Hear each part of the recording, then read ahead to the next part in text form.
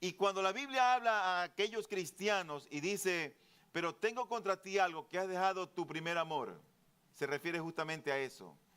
Ese anhelo cuando la persona tiene para con el Señor en esos momentos iniciales que uno busca adorarle, cantarle, servirle, y después como que nos conformamos y ese amor como que se va apagando.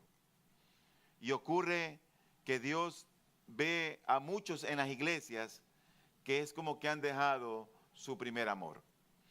Pero me llama a mí muchísimo la atención el mensaje que Dios da a Juan para que Juan lo transmita al pastor que está en la iglesia en Esmirna. Porque esta es una iglesia que sin lugar a dudas es una iglesia que demuestra fidelidad. Fidelidad. Y es lo que yo quiero compartir con ustedes el día de hoy, lo que significa una iglesia fiel. Ahora, cuando yo hablo de una iglesia fiel, no estoy hablando en general de un conglomerado, sino particularmente de aquellos que creemos en el Señor Jesucristo como nuestro Señor, como nuestro Salvador.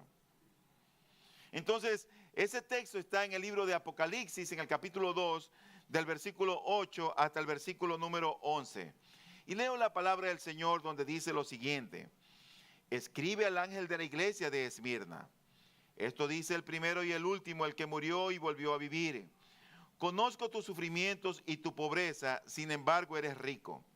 Sé cómo te calumnian los que dicen ser judíos, pero que en realidad no son más que una sinagoga de Satanás. No tengas miedo de lo que estás por sufrir.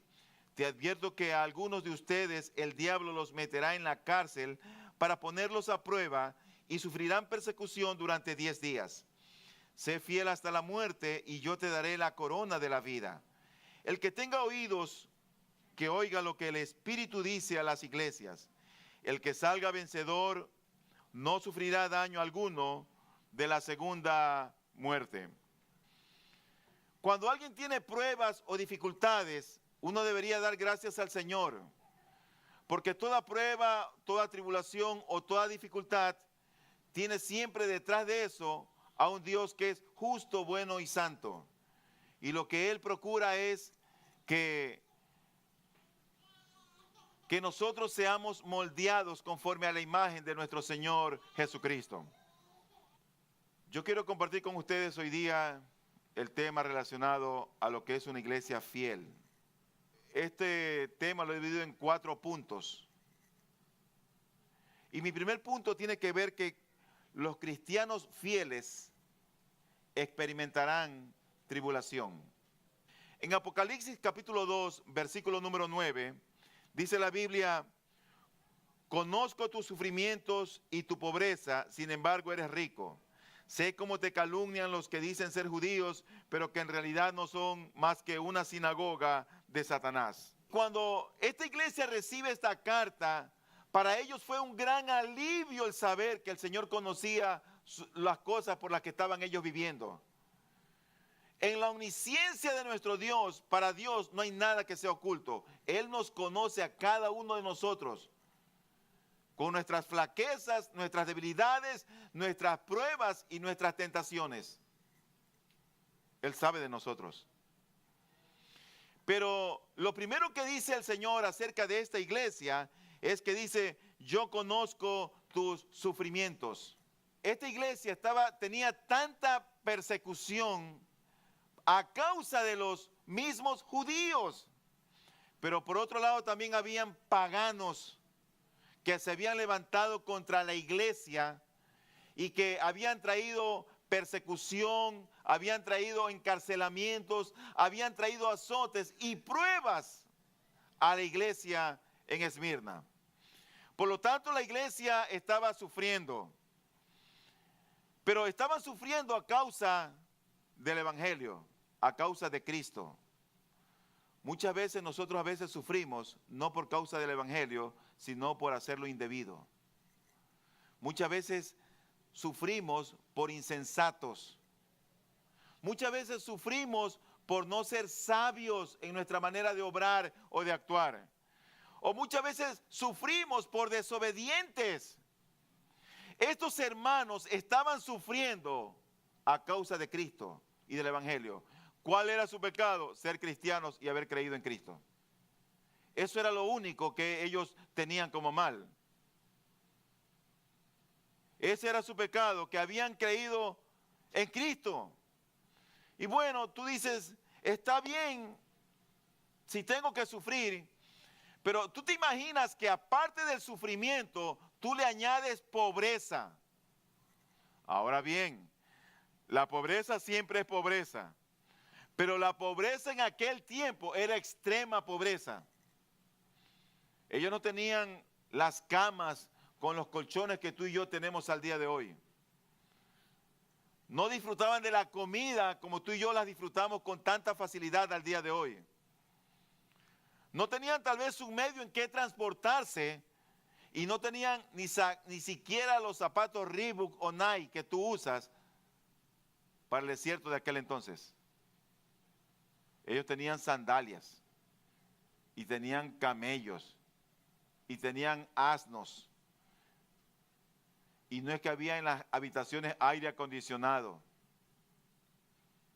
Ellos, aparte de sufrir, eran pobres y muy pobres. No era una cuestión fácil por la que estaban pasando. Tenían una tribulación. Ellos estaban experimentando tribulaciones y pruebas. Mis hermanos, nosotros en la vida cristiana nunca predicamos aquí un camino de rosas, porque habrán pruebas y tribulaciones y espinas. ¿Tú te puedes imaginar el sufrimiento de Pablo solamente por predicar el Evangelio? Oye, comparado con el sufrimiento con los cristianos del siglo XXI, qué vida más cómoda que tenemos hoy día nosotros. Qué vida tan fácil que tenemos. Qué comodidad el ser cristianos en este tiempo. Pero estos creyentes en aquel entonces, el ser cristiano les podía costar no solamente la libertad, sino también la vida. Pero en ese tiempo ser cristiano era cuestión de vida o muerte. Cuestión de vida o muerte. En el libro de Marcos, el mismo Señor Jesucristo dice en el versículo 29 y 30 del capítulo 10, el Señor dijo: les aseguro, respondió Jesús, que todo el que por mi causa y la del Evangelio haya dejado casa, hermanos, hermanas, madre, padre, hijos o terrenos, recibirá 100 veces más ahora en este tiempo. O sea, casas, hermanos, hermanas, madres, hijos y terrenos, aunque con persecuciones, y en la edad venidera, la vida eterna. O sea que recibir algo a beneficio del Señor, en otras palabras, tiene su costo. Pero a veces pensamos nosotros que la iglesia es el oasis para que se acaben mis sufrimientos y para que se acaben mis dolores y mis penas. Hay muchos cristianos que en el mundo están siendo perseguidos. No es fácil ser cristiano en Irán. No es fácil ser cristiano en Irak. No es fácil ser cristianos en China. No es fácil ser cristianos en Turquía. Si tú te identificas como cristiano, no solamente que pierdes a tu familia y pierdes la heredad que te corresponde, sino que estás en riesgo y en peligro de muerte. Por lo tanto, mi primer punto es que todo cristiano fiel experimentará normalmente tribulaciones y pruebas.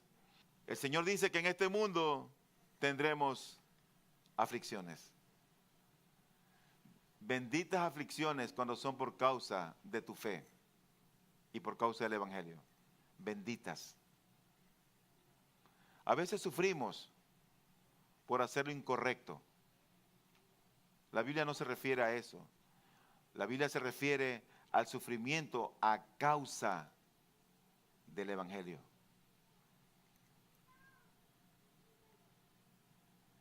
Cuando tú vienes a Cristo, vienes al Evangelio, y cuando tu familia es la primera que te rechaza. Cuando tú vienes a Cristo y tus amigos son a los primeros que pierdes. El ser cristiano tiene su costo. No es algo fácil. No es algo fácil. Por eso en 2 Timoteo capítulo 3, versículo 12, dice la Biblia, asimismo serán perseguidos todos los que quieran llevar una vida piadosa en Cristo Jesús. Y uno se pregunta, pero ¿cómo es posible que siendo cristiano tenga que tener problemas? Bueno, eso es lo que Dios nos ofrece. No solamente los problemas, sino estar todos los días con nosotros hasta el fin del mundo. Y esa es la diferencia. Esa es la diferencia. El segundo punto mío que yo quiero ver con respecto a esta iglesia es que los cristianos fieles saldremos victoriosos en las tribulaciones y en las pruebas. Mira lo que dice el versículo número 10 de Apocalipsis capítulo 2. No tengas miedo de lo que estás por sufrir. Te advierto que algunos de ustedes el diablo los meterá en la cárcel para ponerlos a prueba y sufrirán persecución durante 10 días. Sé fiel hasta la muerte y yo te daré la corona de la vida. ¿Por qué los cristianos saldremos victoriosos en la tribulación? No somos inmunes a las pruebas. No somos inmunes a la persecución. No por el hecho de ser cristianos estamos inmunes de enfermedades. No por el hecho de ser cristianos hay como un antídoto que ya nos tomamos y que nunca más vamos a sufrir. Todo lo contrario. Vendrán aflicciones, vendrán pruebas, vendrán aún tentaciones. Pero en medio de las pruebas y las tribulaciones, al cristiano fiel le es concedido salir victorioso en medio de las tribulaciones. Victoriosos. ¿Por qué motivo? Bueno, en primer lugar, porque los cristianos no debemos tener temor a las tribulaciones o a las pruebas. No debemos tener temor. De hecho, mira lo que dice la Biblia en el versículo número 10. El Señor como que anima y le dice, no tengas miedo de lo que estás por sufrir. No tengas temor, no temas. Ustedes saben que cuando viene la prueba, nos ofuscamos, nos confundimos, nos aturdimos, nos viene el insomnio, no podemos dormir. Nos sudan las manos, nos palpita más rápido el corazón, no nos encontramos a nosotros mismos.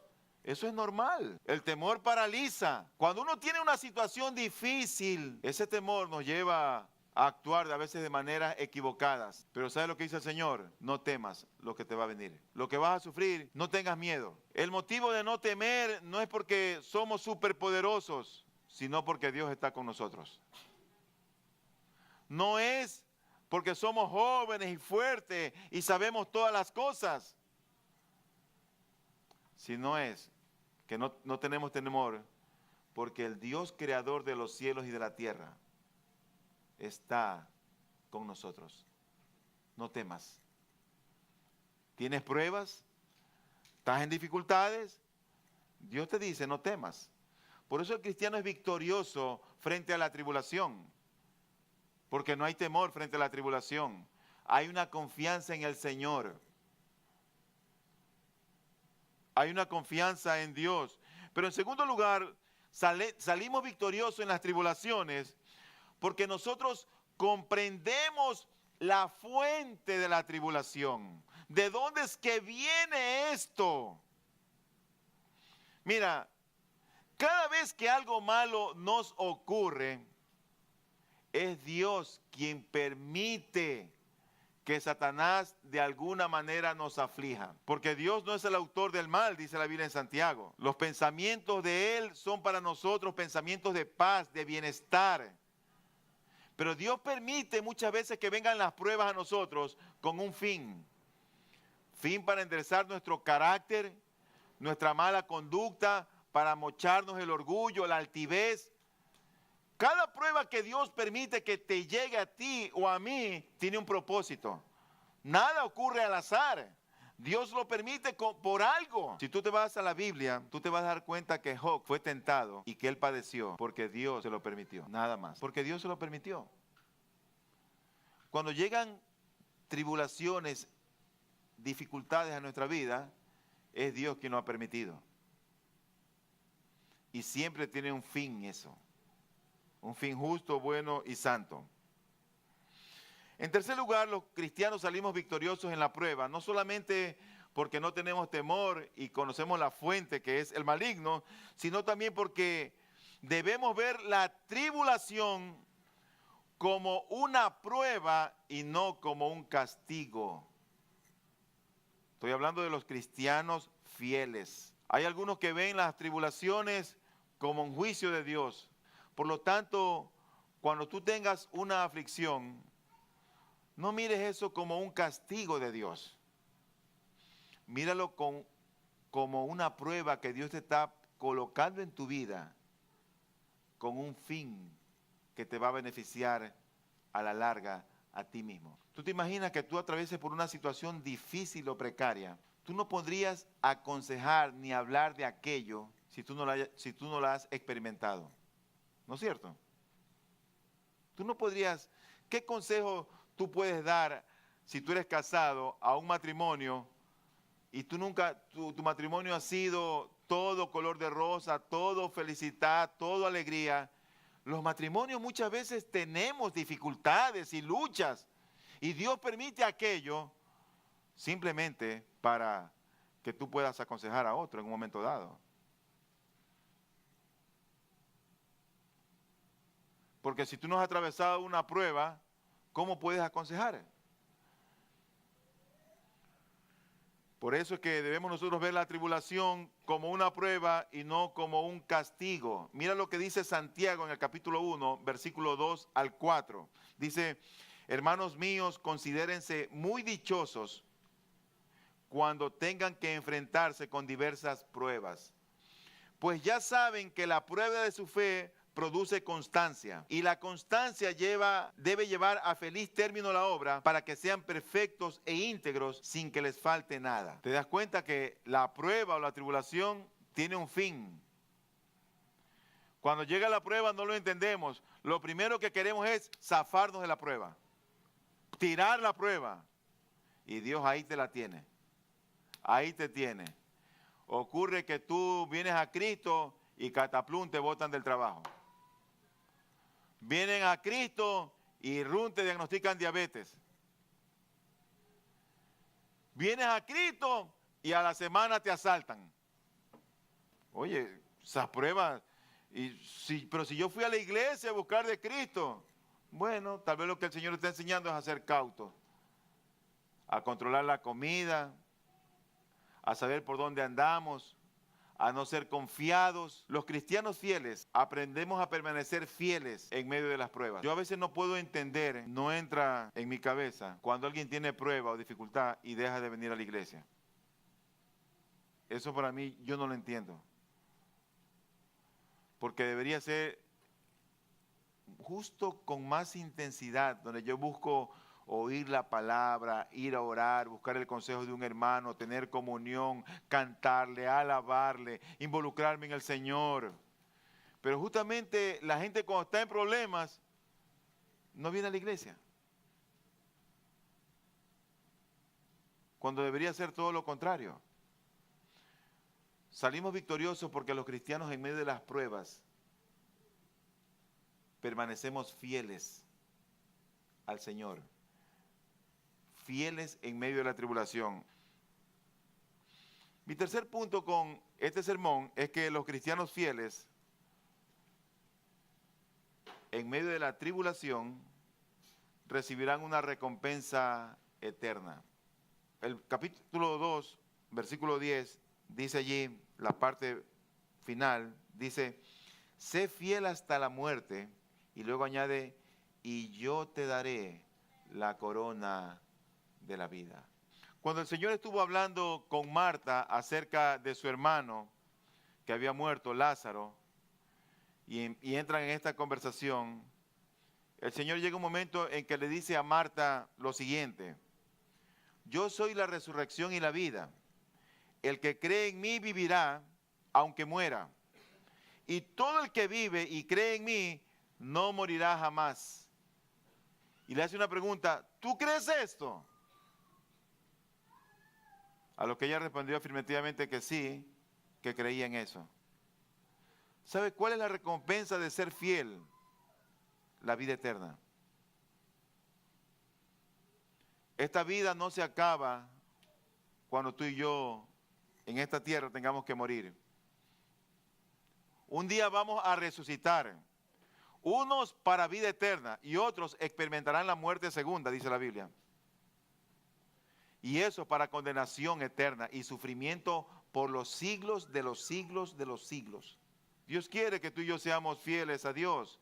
¿Y sabes cuál va a ser la recompensa? La corona de la vida eterna. Dice la Biblia en 2 de Timoteo capítulo 4, versículo 6.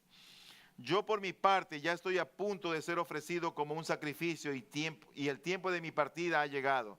He peleado la buena batalla, he terminado la carrera, me he mantenido en la fe. Por lo demás me espera la corona de justicia que el Señor, el juez justo, me otorgará en aquel día. Y no solo a mí, sino también a todos los que con amor hayan esperado su venida. Este hombre, Pablo, ya iba a morir. Esa fue la última carta que él escribió, según de Timoteo. Y antes de morir, él tenía claro que el tiempo de su partida estaba cerca. ¿Y sabe lo que le esperaba? Dice él, la corona de la vida. ¿Tú la esperas? Deberíamos esperarla, pero Dios demanda fidelidad. Y en último lugar, todo cristiano fiel será librado del castigo eterno, sin excepción. El versículo número 11 de Apocalipsis 2 dice lo siguiente. El que tenga oídos, que oiga lo que el Espíritu dice a las iglesias. El que salga vencedor no sufrirá daño alguno de la segunda muerte. Eso significa que ser fiel no es solamente ser leal, sino ser fiel, aunque te cueste la vida. El capitán de una embarcación, cuando estaba guiando su embarcación en medio de un mar muy tempestuoso, ustedes saben que el dios de las aguas o de los mares es Neptuno, y esta gente se encomendaba en los tiempos de la edad griega al dios Neptuno. Así que este hombre iba con su embarcación, con un mar embravecido, y él empieza a clamar y a decir, Padre Neptuno, puedes hundirme si quieres, puedes salvarme si quieres, pero pase lo que pase, mantendré mi timón derecho. Y así es en esta vida. Suceda lo que suceda, mantén tu timón derecho. Sé fiel hasta la muerte. No te desvíes a un lado ni a otro. No te dejes conquistar. Sé fiel al Señor. Se promete a los fieles la corona de victoria, es decir, una vida gloriosa en el reino de los cielos. Mi último texto está en Apocalipsis 21, del 6 al 8.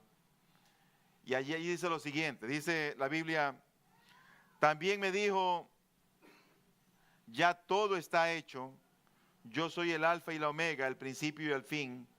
Al que tenga sed le daré a beber gratuitamente de la fuente de la vida, del agua de la vida. El que salga vencedor heredará todo esto y yo seré su Dios y él será mi hijo.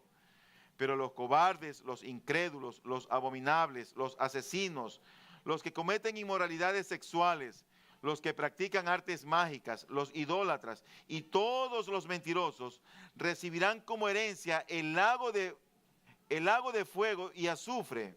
Y dice, esta es la muerte segunda. Dios lo único que demanda para tener la vida eterna no es si tú eres auténtico, no es si tú de vez en cuando haces buenas obras, o si tú vienes a la iglesia, o si sirves. Lo único que Dios demanda es que tú seas fiel a Él. Nada más. Que tú seas fiel al Señor. sé fiel hasta la muerte y yo te daré la corona de la vida. La iglesia de Esmirna era una iglesia que en medio del dolor, de la aflicción, de la persecución, en otras palabras, en medio de la tribulación, en medio de su pobreza y en medio de las calumnias, ¿sabe lo que hizo? Se mantuvo fiel al Señor. Fiel a Cristo. Eso es lo que Dios espera de un cristiano. Y tu vida será recompensada.